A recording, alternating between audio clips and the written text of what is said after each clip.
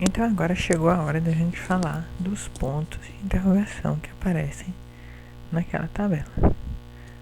E os pontos de interrogação são exatamente isso, né? Significam as bases que são desconhecidas.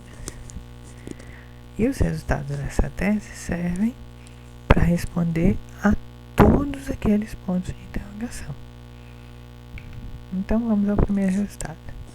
O primeiro ponto de interrogação que aparece naquela tabela, que tem característica diferente de 2, e pensando naquela graduação que não é a graduação das diagonais, o que separa em diagonal principal e diagonal secundária, para aquela outra graduação, é essa que aparece aí. E lá a gente não sabe a base para K infinito.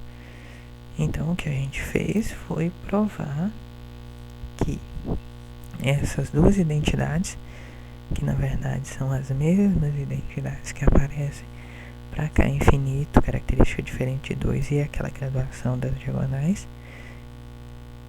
que separam diagonal principal e secundária, essas identidades também são base das identidades polinomiais graduadas de M2 para essa graduação e nessa condição de corpo, K infinito, e de característica diferente de 2. Eu vou dar uma ideia da demonstração. Como é que a gente demonstra isso? A gente tem o que a gente vai chamar de candidato à base. A gente quer saber se o T2 ideal gerado por esse candidato dá todo mundo. Então vou chamar esse T2 ideal de I. Quero mostrar essa igualdade. Uma inclusão é fácil. Uma inclusão é só ver se os elementos de I são identidades. A gente pega as relações, faz a conta. É identidade, ok. A outra inclusão, a gente precisa mostrar que todo T ideal, que qualquer identidade polinomial está em I. O que a gente faz é usar o fato de que essa álgebra quociente, que a gente chama de álgebra relativamente livre, ela é isomorfa a uma álgebra de matrizes genéricas. Então, o que a gente vai precisar fazer é só achar geradores da álgebra quociente Kx sobre I que sejam Li na álgebra das matrizes genéricas. Então a gente olha para uma cara dos geradores de K de X, que é essa aí, e depois vai testar se eles são linearmente independentes nas matrizes genéricas. Mas vamos dar uma olhada rapidinha para a cara desses geradores.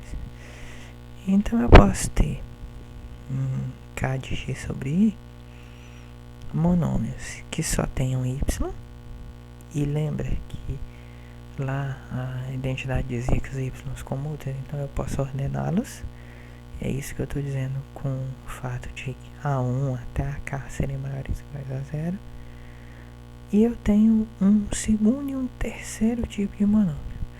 No segundo tipo de monômio eu tenho Y e Z's, e eu consigo separar os Z's dos Y, consigo colocar todos os Y no começo.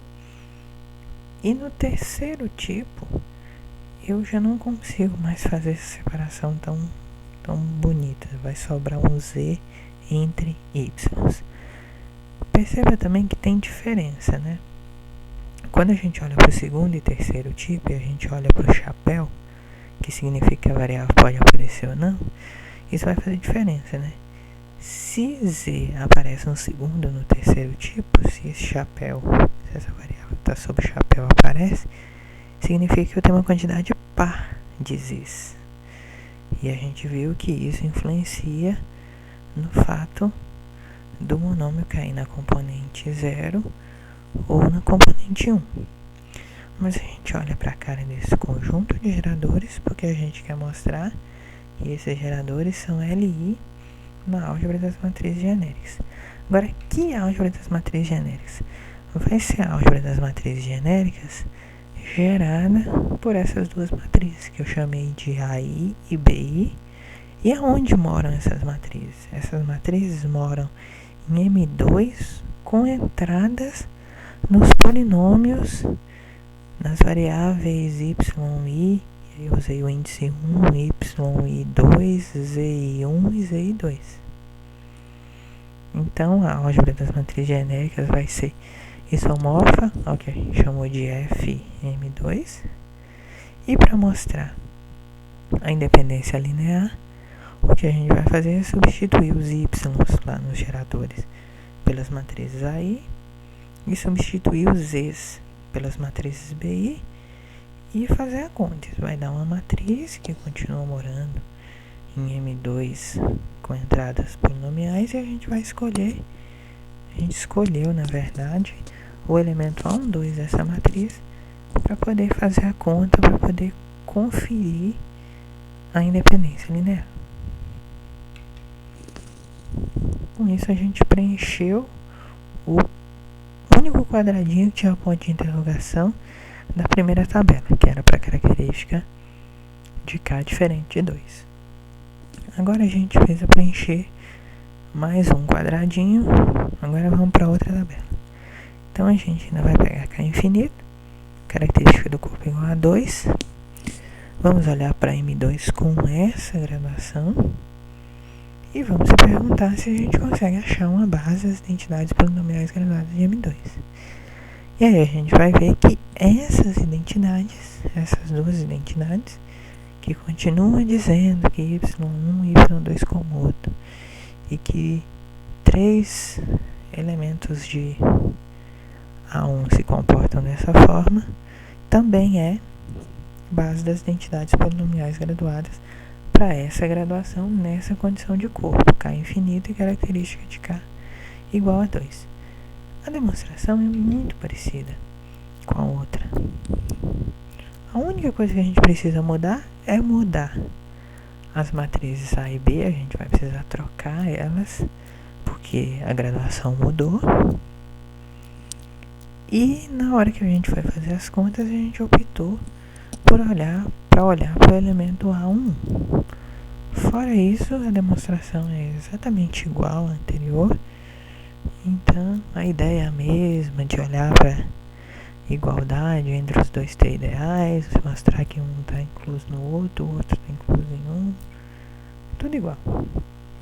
Para preencher mais um quadradinho, a gente agora vai olhar para M2, vai pensar agora em corpo finito, característica do corpo igual a 2, e vai olhar para essa graduação, que separa em diagonal principal e diagonal secundária. E para essa graduação a gente também conseguiu encontrar uma base das identidades polinomiais graduadas, que é dada por essas duas identidades. A segunda identidade continua sendo a nossa identidade F, aquela que apareceu já há algum tempo e que eu comentei. Eu vou dar uma ideia rápida da demonstração, que inicialmente a ideia parece ser parecida com a anterior, mas na hora de fazer as contas a gente, como agora está em corpo finito, a gente usa um pouquinho mais de coisas estruturais. Então, a princípio, a ideia é a mesma. A gente pega as candidatas à base e agora a gente olha para a variedade das álgebras graduadas que satisfazem essas candidatas. O que a gente quer mostrar é que essa variedade é tudo, e essa variedade é a variedade das álgebras graduadas que satisfazem todas as identidades graduadas de ômega. E de novo, uma inclusão é fácil, basta ver que é a identidade, e a outra inclusão, nós vamos ter que agora usar outra coisa. Nós vamos ter que usar que o que eu chamei de B, a variedade que eu chamei de B, é gerada por álgebras graduadas finitas e subdiretamente irredutível. Então, a gente só vai precisar provar que cada uma dessas álgebras que gera a álgebra B está contida, pertence em var ômega. Só que a gente consegue fazer mais do que isso. A gente não só mostra que, ao invés de mostrar que pertence a var ômega, a gente prova que ela está mergulhada em ômega. E aí a gente precisa de um pouquinho de estrutura. A gente vai pensar primeiro que essas álgebras são nilpotentes, depois semisimples, depois olha para a decomposição disso como Jacobs mais semisimples para soma direta e usa um pouquinho mais de teoria estrutural. O outro resultado é o último resultado agora, né? Porque a gente está nessa graduação, característica de K igual a 2, K finito, e a gente quer achar a base das identidades polinomiais graduadas. O que a gente fez foi mostrar que essas três identidades são bases das identidades polinomiais graduadas.